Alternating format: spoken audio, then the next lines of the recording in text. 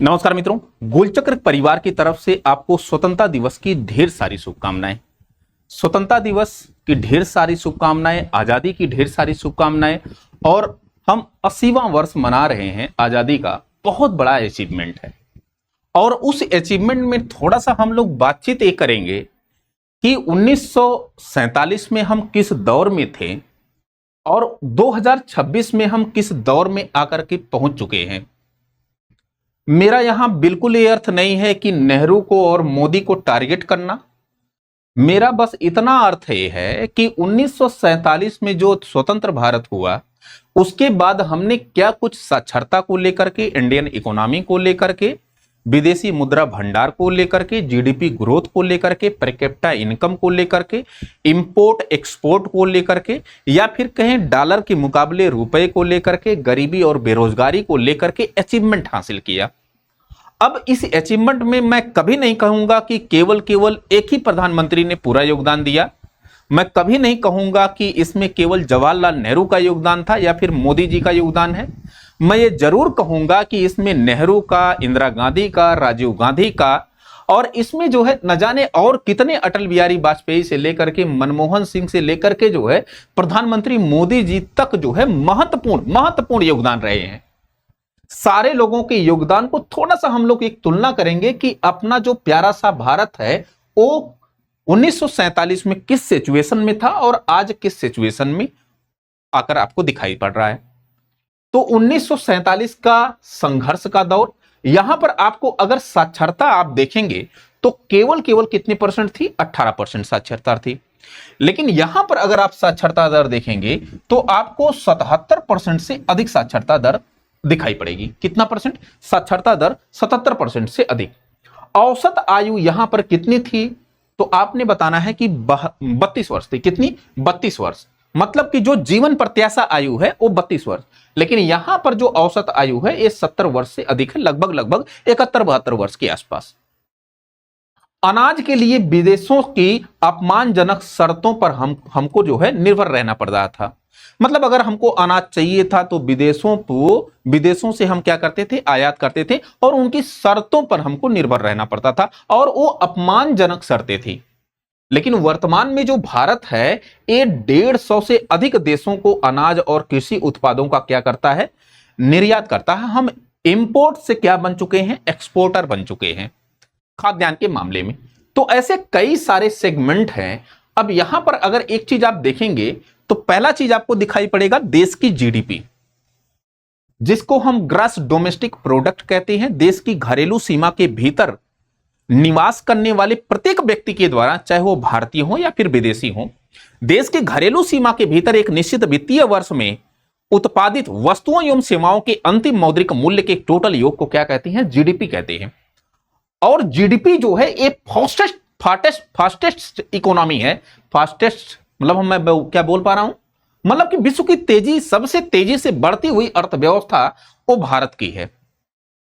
हालांकि no doubt जिस रफ्तार से बढ़ना चाहिए था इंडियन इकोनॉमी को, उस रफ्तार से नहीं बढ़ पाई है, फिर भी प्रयासरत है। फिर भी कहें कि ठीक है। अगर आप देखेंगे कि भारत की जो जीडीपी का आकार है या सफर, तेजी से जो है अर्थव्यवस्था की रफ्तार ये पकड़ी हुई है, तो 1951 में, यहां पर देखना जरा, 1950 में देश की जो जीडीपी थी वो कितनी थी? 30 अरब डॉलर रुपए की थी। कितनी थी बाबू? तो आपने बताना है 30 अरब डॉलर की थी, ठीक है ना।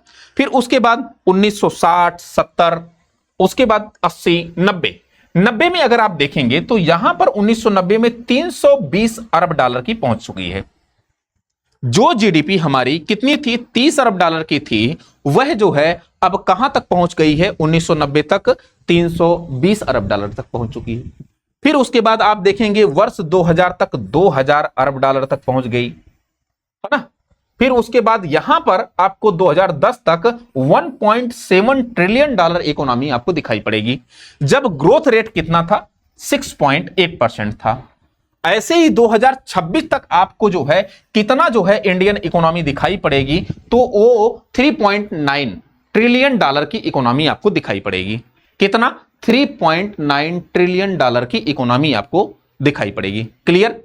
अब एक चीज समझना जरा, इतने समय 4.3 ट्रिलियन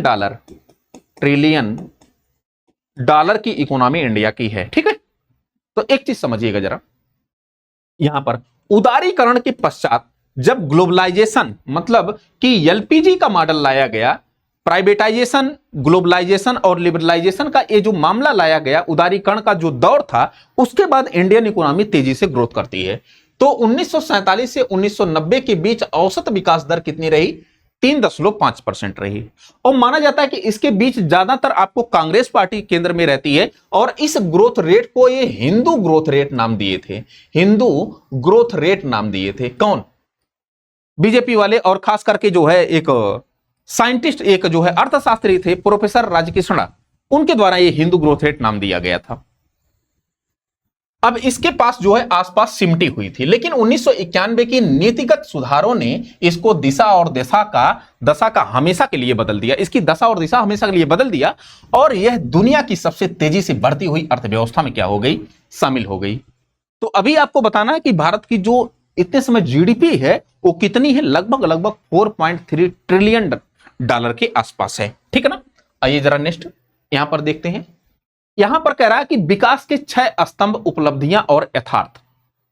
तो विकास के 6 स्तंभ, एक तो विदेशी मुद्रा भंडार, खाद्यान्न उत्पादन, प्रति व्यक्ति आय, और यहां पर आपको केंद्रीय बजट का आकार, रक्षा बजट और निर्यात की स्थिति आपको दिखाई पड़ेगी, है ना? तो यहां पर देखिए जरा नेक्स्ट अगर मैं कहूं कि भाई एक चीज ये बताइए कि विदेशी मुद्रा भंडार इतने समय कितना है, तो 1947 में विदेशी मुद्रा जो भंडार था वो 1.2 अरब डॉलर था। कितना? 1.2 अरब डॉलर था। बहुत कम था, बहुत कम। लेकिन आज जो है ये 707 अरब डॉलर हो चुका है। कितनी हो चुका है? 707 अरब डॉलर हो चुका है। कब हो चुका है? 2026 में हो चुका है। ठीक है ना? इसमें वृद्धि कितनी हुई है? 54,000% की वृद्धि हुई है, मतलब बहुत ज्यादा वृद्धि हुई है। तो आप बता सकते हैं कि पहले हमारा जो विदेशी मुद्रा भंडार था वो कितना था? 1.2 अरब डॉलर का था, और वर्तमान में कितना है? ये 707 अरब डॉलर का है। बहुत ज्यादा है। फिर उसके बाद यहां पर देखिए जरा, चुनौतियां और यथार्थ। दबाव के कारण, डॉलर की मजबूती और अंतरराष्ट्रीय बाजार में कच्चे तेल की कीमतों में वृद्धि के कारण विदेशी मुद्रा भंडार पर क्या पड़ा है? दबाव पड़ा है। तो आप एक चीज ये भी जानते होंगे कि इतिहास के सबसे खराब दौर से भारत का रुपया गुजर रहा है इतने समय। मतलब लगभग $1 बराबर लगभग 94-95 रुपया हुआ है इतने समय। मतलब कि कोई $1 देगा, हमसे 95 रुपए की वस्तु लेकर चला जाएगा। $1 का एक सिक्का देगा, वो 95 सिक्का लेकर के चला जाएगा, ₹1 वाला। बस इतना सिंपल सी भाषा सुनिए। मतलब हमारा जो रुपया ना, उसकी वैल्यू ससुरा इतनी ज्यादा कमजोर हो चुकी, कहिए मत। अगर कोई कहे कि एक पेन के बदले 95 पेन आपको देंगे, तो मतलब इस पेन का दाम बहुत कीमती है, वैल्यू बहुत ज्यादा है, इसीलिए ये एक पेन के बदले 95 पेन हासिल कर ले रहा है। तो ये $1 के बदले $95 आएगा, मतलब ये डॉलर बहुत ज्यादा मजबूत है, रुपया बहुत ज्यादा कमजोर है। ठीक है ना? तो ये कह रहा है कि भाई चुनौतियां क्या है कि अंतरराष्ट्रीय स्तर पर अगर अस्थिरता होगी, व्यापार बाधित होगा, तेल संकट होंगे, हार्मुज बंदरगाह पर रुकावट पैदा होगी, तो यूक्रेन और रूस वार होगा, ईरान अमेरिका वार होगा, तो उस कंडीशन में भारत पर रेस्ट्रिक्शन होगा, लगेगा, तो उस कंडीशन में डॉलर के मुकाबले रुपया कमजोर होगा। तो ये दबाव और चुनौतियां और यथार्थ आपको दिखाई पड़ेगा। ठीक है ना? समाधान क्या है कि सोने का आयात कम करना और वस्तुओं एवं सेवाओं के निर्यात बढ़ा करके इसके भंडारण को मजबूत किया जा सकता है, ये विदेशी भंडारण फिलहाल के लिए। अच्छा, एक बात मैं आपको बताऊं कि ये तो मतलब पेपर से मैंने पूरा कंटेंट लिया है, दैनिक जागरण का अखबार था, लेकिन यहां पर एक चीज और आपको समझना पड़ेगा। 762 अरब डॉलर इसका इतने समय विदेशी कर्ज है भारत पर। भारत पर क्या है? कर्ज है। भारत पर कितना कर्ज है? 762 अरब डॉलर का जो है भारत पर इतने समय कर्ज है। तो अगर हम थोड़ी देर के लिए विदेशी मुद्रा भंडार और कर्ज समान रहता तो समझ में आता, लेकिन 762 अरब डॉलर कुछ ज्यादा ही, यहां पर लगभग 55-60 अरब डॉलर हमको ज्यादा ही, हमको घाटा में हम चल रहे हैं, ये चीज आप देख सकते हैं। ठीक है ना? चलें आगे। अब एक चीज और समझिए, खाद्यान्न उत्पादन। तो खाद्यान्न उत्पादन 1947 में कितना था? 50 मिलियन टन था। कितना था? 50 मिलियन टन। 2026 में कितना हो गया खाद्यान्न उत्पादन? ये 330 मिलियन टन हो गया। कितना हो गया? 330 मिलियन टन। कितना वृद्धि हुआ? 560% की वृद्धि हुई है। ठीक है ना। तो एक कुछ आप बता सकते हैं उत्पादन, प्रोडक्शन को लेकर के, किसान की आय, यथार्थ और चुनौतियां, मतलब कि खाद्यान्न उत्पादन के मोर्चे पर देश की उपलब्धियां शानदार हैं, लेकिन इसी अनुपात में किसानों की आय नहीं बढ़ी है। भाई 2022 में सुन रहा था कि किसानों की आमदनी को दोगुनी करने का लक्ष्य रखा गया था। इसका कोई न्यूज में नहीं आ रहा है, कोई डाटा ही नहीं आया कि मतलब कि आमदनी इनकी ज्यादा हो गई। अब 2,000 रुपया आप 6,000 रुपया हर साल दोगे तो ये इनकी आय में थोड़े गिना जाएगा। भाई ये आय का स्रोत, जीडीपी निकालते समय या राष्ट्रीय आय निकालते समय जो भी पेंशन वगैरह दी जाती है, भत्ता वगैरह दिया जाता है, उसको नेशनल इनकम में जोड़ा ही नहीं जाता, उनकी आय में जोड़ा ही नहीं जाएगा। आय तो उत्पादन से होती है ना। उत्पादन आप बढ़ाइए तो उत्पादन तो आप बढ़ाएंगे नहीं, परमानेंट इलाज खोजेंगे नहीं। आपकी सरकार है, दे रहे हैं, कल की आपकी सरकार नहीं रहेगी, नहीं देगा कोई। खैर, समाधान क्या है कि आर्थिक स्थिति मजबूत करने के लिए तकनीकी और खेती के आधुनिक तौर तरीकों को बढ़ावा दिया जाना अनिवार्य है। तब जाकर के इनकी आत्मनिर्भरता बढ़ेगी, आय बढ़ेगी, उत्पादन वगैरह बढ़ेगा। ठीक है ना। चले आगे, यहां पर आइए जरा, प्रति व्यक्ति आय, पर कैपिटा इनकम पे वर्ल्ड इकोनॉमिक आउटलुक रिपोर्ट वगैरह ये बताती है, ये जो है आईएमएफ, वर्ल्ड बैंक की रिपोर्टों के अनुसार ये सब सारी चीजें हैं। और 1947 में भारत का जो पर कैपिटा इनकम था ये 250 रुपया था। कितना था? 250 रुपया था। बहुत कम था, बहुत कम था। लेकिन यही 250 रुपया एक पावर रखता था, क्योंकि उतने समय भारत की जो मुद्रा की वैल्यू थी, रुपए की वैल्यू बहुत ज्यादा थी। कितना थी? बहुत ज्यादा थी। $1 बराबर 1 रुपया हुआ करता था। बहुत बड़ी बात है। अब कितना हो गया है? 2,19,575 रुपया एक पर कैपिटा इनकम हो गया है। लेकिन समस्या इसमें भी है, झोला इसमें काफी झोला है। क्या झोला है? कि इसमें मुकेश अंबानी की भी आय सम्मिलित है, इसमें जो है अडानी ग्रुप की भी आय सम्मिलित है, इसमें सारे जो है मिलियनियर्स की आय जो है सम्मिलित है। तब जाकर के ये औसत आय निकल पाई है 2,19,295 575 रुपया। अदरवाइज इनमें अब समझिए बात ना कि आय या समानता इस लेवल की है कि शीर्ष 1% लोगों के पास देश की कुल जीडीपी का 40% हिस्सा है। ये जीडीपी का हिस्सा है 40%। कितने परसेंट? शीर्ष 1% लोगों के पास। अगर वही 1% निकल जाए, देखिए कितना आ जाएगा, एकदम कम हो जाएगा। तो ये तो मतलब कि भौकाल को टाइट करना और अपने आप को जो है विश्वगुरु समझना और अपने आप को ऐसा ससुरा पेश करना कि हमसे बड़ा कोई नहीं होगा। यार तुम रियल पर कैपिटा इनकम बताओ ना, औसत पर कैपिटा इनकम क्यों बता रहे हो? क्यों नहीं बताते कि उस एसटी या एससी या वो जो है महिला या फिर वो मैं नवीन कुमार, मेरी इनकम कितनी है, मैं अपने इनकम के अनुसार संचालित होऊंगा कि मेरा जो बाप है एसडीएम है उसकी इनकम के अनुसार संचालित होऊंगा? बिल्कुल नहीं। औसत इनकम ठीक नहीं होती है, वास्तविक पर कैपिटा इनकम ज्यादा सटीक होती है। आप मेरी इनकम जानिए, मेरी अपनी प्रॉब्लम जानिए। ठीक है ना। खैर, यहां पर कुछ यथार्थ और चुनौतियां। यथार्थ क्या है? आजादी के बाद से औसत भारतीय आय कई गुना बढ़ी है, लेकिन 140 करोड़ की आबादी वाले देश के तौर पर यह विकसित देशों की तुलना में बहुत कम है। क्या है? बहुत कम है। लक्ष्य क्या है? गुणवत्तापूर्ण जीवन स्तर को सुनिश्चित करने के लिए प्रति व्यक्ति आय में और तेज वृद्धि की जरूरत है। ठीक है ना। तो ये चीजें कुछ हमने पर कैपिटा इनकम को लेकर के बताया, यहां पर आप रिलेट कर सकते हैं। ठीक है, चलें आगे। यहां पर देखिए जरा, केंद्रीय बजट का आकार। भाई हमारा जो बजट का आकार है 2026-27 का, एक कितना था? 53.47 लाख करोड़ रुपए का था 2026-27 वाला। लेकिन 1947 का जो है कितना था? 197 लाख करोड़ रुपए। अरे बाप रे, बहुत ज्यादा दिक्कत थी भाई। उस स्थिति से अगर नेहरू ने देश को उभारा और उस स्थिति से उन्होंने जो है राउरकेला, उन्होंने जो है तमाम इंडस्ट्री स्थापित की, है ना। कौन कौन सी इंडस्ट्रियां स्थापित की? बीकानेर, राउरकेला, तमाम ऐसे, है ना। तो एक बड़ी बात है। और साथ ही साथ इसमें आईआईएम, आईआईटी, एम्स इत्यादि की स्थापना की गई, बहुत बड़ी बात है। आज तो मैं कह रहा हूं कि 197 करोड़ रुपया ना, 197 करोड़ रुपया। अभी सोचिए, हमारे यहां योगी जी आए थे, उन्होंने कितने का जो है 707 करोड़ रुपए का जो है बजट पारित किया। मतलब कि जो है 707 करोड़ रुपए का उन्होंने जो है केवल अंबेडकर नगर के लिए परियोजनाओं को लॉन्च किया। 760 करोड़ रुपया केवल अंबेडकर नगर के लिए, बहुत बड़ी बात है। अब इसमें ससुरा भ्रष्टाचार कितना होगा, कितना क्या होगा, एक कुछ नहीं पता। तब सोचिए 197 करोड़ रुपया में मात्र पूरे देश को संचालित किया जा रहा था। ये बहुत बड़ी अपने आप में हिम्मत की बात है। अगर आपसे कहे कि कोई 10 रुपया दे करके आप पूरा दिन गुजार दीजिए तब माने, और आपसे जो है फिर 1000 रुपया दे करके पूरा दिन गुजारने की बात मैं करूं तो आपको फिर बात ज्यादा आएगी, ठीक है ना। यहां पर देखिए जरा, चुनौती एवं समाधान। यथार्थ क्या है कि जन कल्याण पर सार्वजनिक खर्च बढ़ा है, लेकिन शिक्षा और स्वास्थ्य जैसे क्षेत्रों में अभी भी बड़े पैमाने पर निवेश दरकार है, मतलब कि निवेश की जो है जरूरत है। फिर चेतावनी, इसके बिना हम गुणवत्तापूर्ण शिक्षा तथा स्वास्थ्य सुविधाएं नहीं मुहैया करा सकते। क्यों? जब तक एक केंद्रीय बजट हमारा क्या होगा, बढ़ेगा नहीं ना, ठीक है ना। चले आए यहां पर देखिए जरा नेक्स्ट, रक्षा पर बजट। रक्षा पर बजट पहले कितना था? 92 करोड़ रुपया। कितना?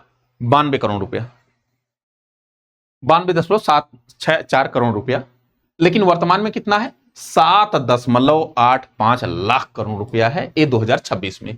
इन्फ्लेशन, भाई इन्फ्लेशन जुड़ा हुआ है। यथार्थ क्या है कि इसमें जो है वास्तविक वृद्धि की जानी चाहिए, लेकिन थोड़ा सा चुनौतियां ये है कि भारत और चाइना और पाकिस्तान के कारण थोड़ा सा चुनौतियां मिलने के कारण इसमें और भी वृद्धि करने की जो है हमको आवश्यकता महसूस होती है, ठीक है ना।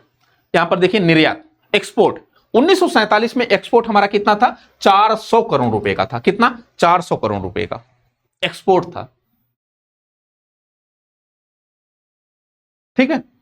197 लाख करोड़ रुपया वो था, इसको ध्यान में रखिएगा। अब यहां पर 2026 में कितना है? 82 लाख करोड़ रुपया। पहले 400 करोड़ रुपया, यहां 82 लाख, यहां पर देखिए लाख लगा, 82 लाख करोड़ रुपया, ठीक है ना। तो क्या कह रहा है? हमारा निर्यात बढ़ रहा है, लेकिन वस्तुओं के वैश्विक निर्यात बाजार में हमारी हिस्सेदारी कितनी है? मात्र 1.8%, बहुत कम है। मतलब हम ससुरा ये थोड़ा सा है, बहुत कम है यार देश के हिसाब से। समाधान क्या है? वैश्विक बाजार में पहचान बनाने के लिए गुणवत्तापूर्ण उत्पादन बनाने होंगे और मैन्युफैक्चरिंग सेक्टर को मजबूत हमको करना होगा, तब जाकर के हमारा क्या होगा? एक्सपोर्ट बढ़ेगा। तो यहां पर थोड़ा सा और आप देख सकते हैं कि एक आजादी के 79 साल और 80वां हम मनाए हुए हैं। तो विदेशी मुद्रा भंडार अभी हमने बताया कि 1.7 अरब डॉलर था 1947 में, यहां पर जो है इतने समय 707 हो गया है। खाद्यान्न जो उत्पादन था ये 50 मिलियन टन था, अब इतने समय 330 मिलियन टन हो गया है। 250 रुपया पर कैपिटल इनकम था, इतने समय 2,19,575 रुपया हो गया है। 197 करोड़ ये जो है 197 करोड़ बिल्कुल केंद्रीय बजट था, लेकिन इतने समय जो है 53.47 लाख करोड़ रुपया हो गया है। रक्षा बजट यहां पर जो है 92.74 करोड़ रुपया है, यहां पर 7.85 लाख करोड़ रुपया हो गया है। निर्यात यहां पर 400 करोड़ का था, यहां पर जो है आपको 82 लाख करोड़ का दिखेगा, ठीक है ना। तो एक कुछ बातें हमने जो है आपके समझ रखी, मुझे उम्मीद है कि आपको समझ में आया होगा। बाकी मैं आपको बताते चलूं कि देश में अभी भी जो MPI है, मल्टी पॉवर्टी इंडेक्स, जो वर्ल्ड लेवल पर जारी की जाती है, उसमें सबसे ज्यादा जो गरीबों की जनसंख्या है अगर देश के हिसाब से लें तो इंडिया की है। किसकी है? इंडिया की है, भारत की है। आप जो है जब HDI देखते हो, ह्यूमन डेवलपमेंट इंडेक्स देखते हो, HDI ह्यूमन डेवलपमेंट इंडेक्स, उसमें भारत निम्न मानव विकास की श्रेणी में अभी भी आता है। ह्यूमन कैपिटल इंडेक्स आप देखोगे वहां पर भी निम्न स्थिति में है अभी भारत, है ना। बेरोजगारी की स्थिति देखोगे आप, PLF रिपोर्ट के अनुसार यहां पर 5.5% की अभी भी आपको बेरोजगारी दर आपको दिखाई पड़ेगी। बहुत ज्यादा बेरोजगारी है इतने समय, बहुत ज्यादा स्थिति। अभी समझो कि डॉलर के मुकाबले रुपया, मतलब कि $1 बराबर जो है लगभग 94-95 रुपया हो चुका है। डॉलर के मुकाबले रुपया बहुत कमजोर स्थिति में है। और जो पर कैपिटा इनकम हमारी PCI है, पर कैपिटा इनकम, इस पर कैपिटा इनकम बांग्लादेश से भी कम है। कैसा? क्या? बांग्लादेश इससे कम है। हम केन्या के आसपास टिके हुए हैं। बहुत दुर्भाग्य की बात है ना। और एक और भी बात मैं कहना चाहूंगा आपसे, और वो बात ऐसे कई सारी चीजें जो इससे, जो हमारी जो GDP है ना, GDP को हम देखते हैं कि GDP ग्रोथ, अरे भाई जो GDP हमारी ग्रोथ है वो आपको बताया था मैं, 3 क्षेत्र होते हैं, एक प्राथमिक क्षेत्र, एक सेकेंडरी क्षेत्र, एक टर्शियरी क्षेत्र, एक सेकेंडरी क्षेत्र। तो ये जो प्राथमिक क्षेत्र और द्वितीयक क्षेत्र, जहां पर जनसंख्या लगभग 70% है, यहां पर ग्रोथ रेट कम है। यहां पर जो सेवा क्षेत्र की ग्रोथ रेट ज्यादा है। ज्यादातर जो है GDP में पार्टिसिपेशन सेवा क्षेत्र का होता है। दुर्भाग्य की बात है। इसीलिए हम कहते हैं कि भारत की जो GDP है वो जॉबलेस इकोनॉमी है, जॉबलेस जीडीपी है। कैसी है? जॉबलेस जीडीपी, रोजगार विहीन समृद्धि भारत में है। बाकी आप समझ सकते हैं कि किस प्रकार की असमानता है। शीर्ष 1% लोगों के पास देश की कुल संपत्ति का जो 40% हिस्सा हो, तो ये बहुत दुर्भाग्य की बात है।